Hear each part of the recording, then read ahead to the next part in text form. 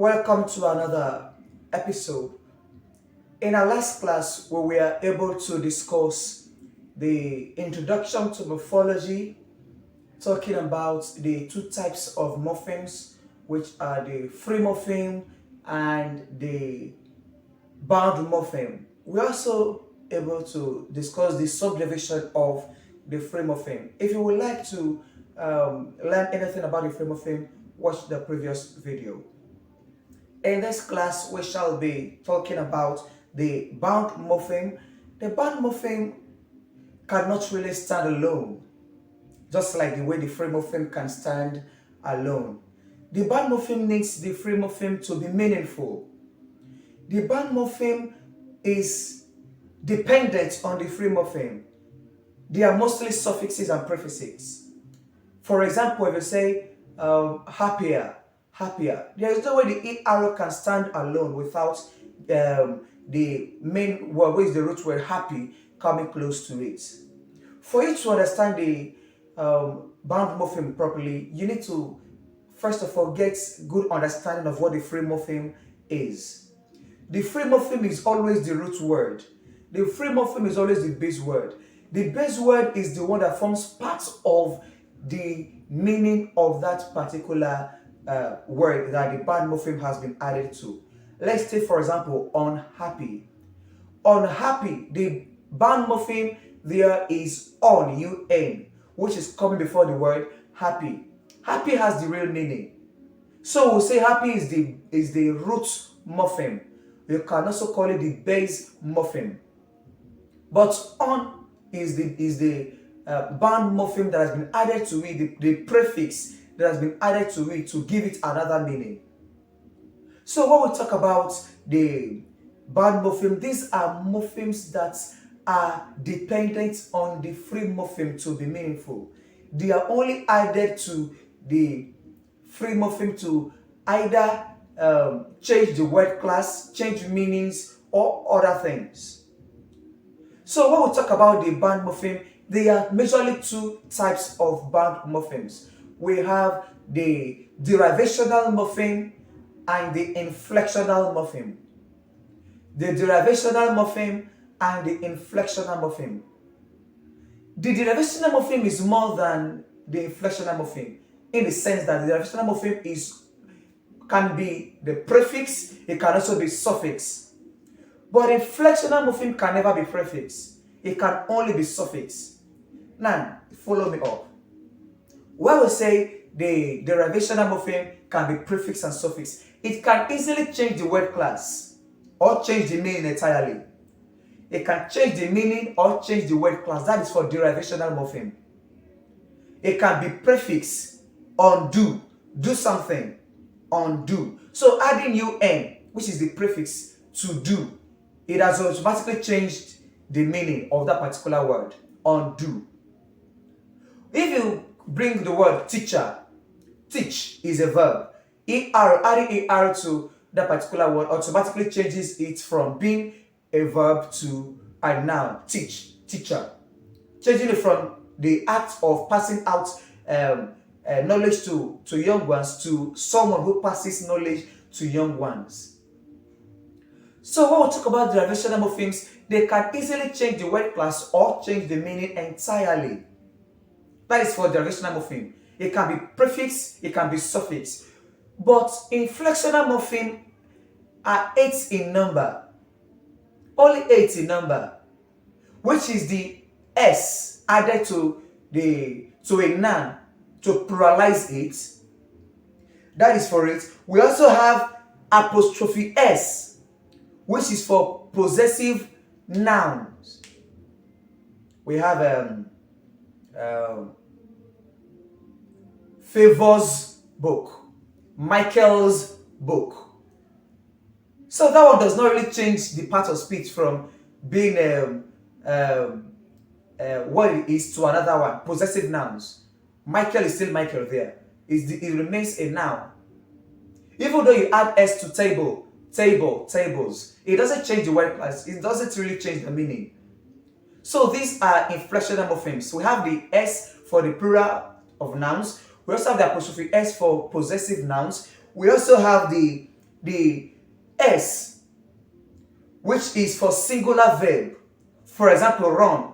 When you add S to run, it becomes runs. It doesn't change the word class. It doesn't change the meaning as well.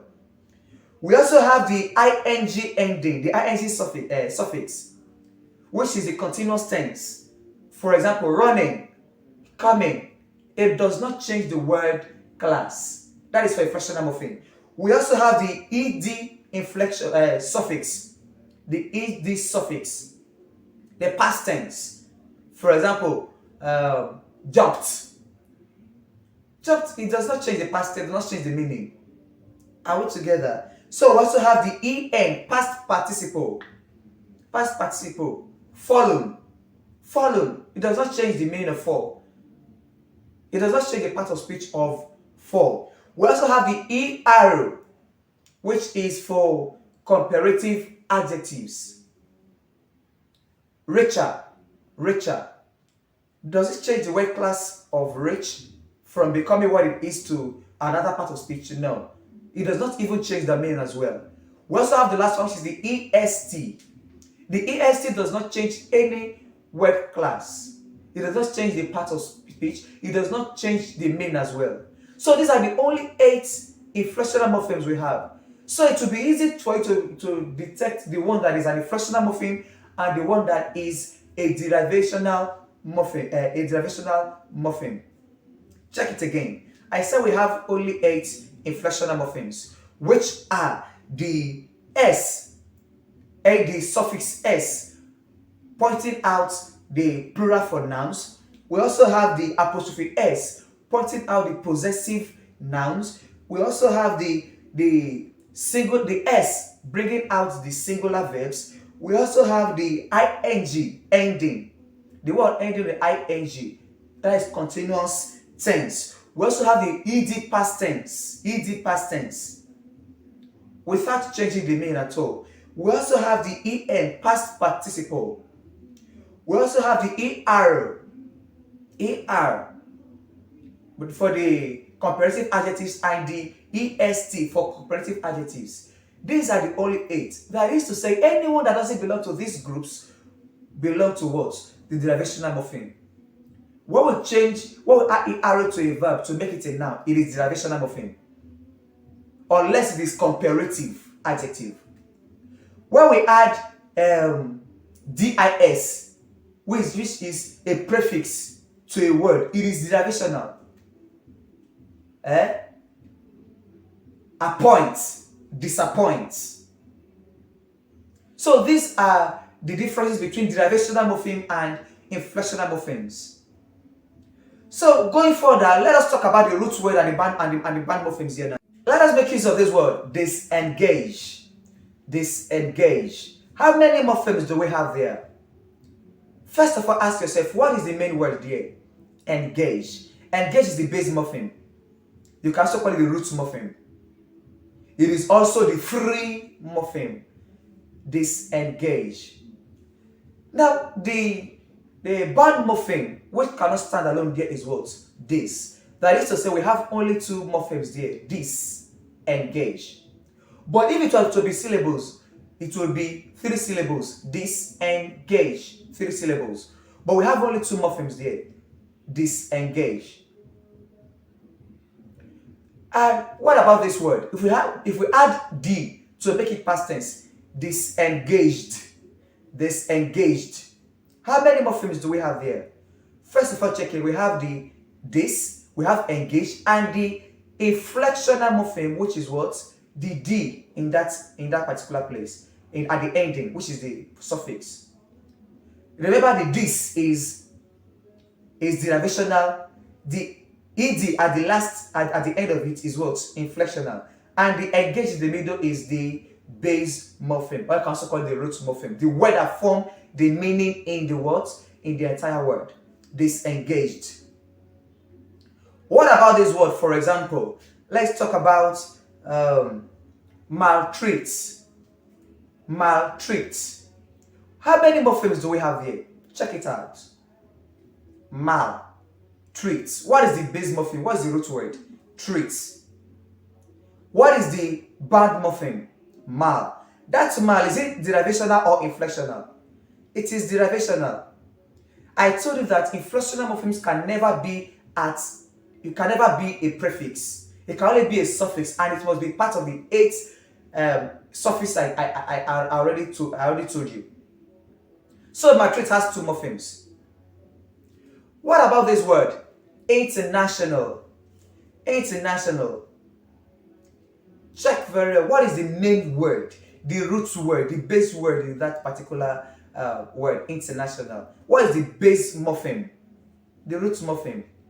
Nation. Okay, nation. What about the prefix? Inter. Inter means what? From one to another. Isn't it? So, is it inflectional or derivational? It is derivational. Inter. Nation, okay. What about the AL at the end? Is it derivational or inflectional? It is derivational. It is changing the word class from just being a nation, which is a noun, to an adjective, which is an adjective to qualify something else. Inter, nation, international, international. So we bring it out to be internationalization. Internationalization. How many morphemes do we have in that particular word? Internationalization. First of all, let's break it. Inter, nation, lies. Remember, if you become internationalize, it is a verb. Internationalize. Inter, nation, lies. Internationalization. There is no way there is Z, so it will be internationalization.